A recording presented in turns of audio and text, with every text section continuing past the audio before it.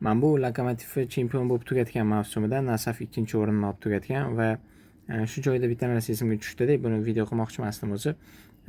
Paxtakor portugaliyalik murabbiylar shtabini olib kelib tanishtirayotgan paytda o'sha yerda men ham bor edim va Ortiqxo'jayev aytdi-da, Ro'ziqul Berdiyev aytdi, mana 8 yildan beri, 11 yildan beri Nasafni boshqarib kelayotgan bo'lsa, endi bir marta chempion qildi dedi-da endi.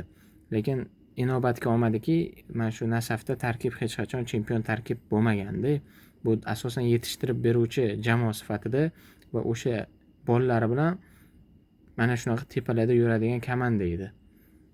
O'shaning uchun Ortiqxo'jayevni o'sha gapiga umuman qo'shilib bo'lmaydi.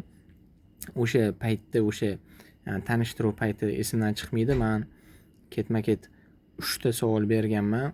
O'sha Ortiqxo'jayevga, garchi matbuot kotibi meni yoqtirmay qolgan, penalti Narzulla Sa'dullayev bor-ku, Chempionat Aziyani bosh muharriri.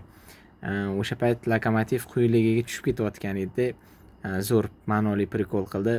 Ortiqxo'jayev ham aytdi, Toshkentda komandalar kamayyapti, mana ko'rdinglar, Lokomotiv tushib ketdi desa, nima deydi? Mayli.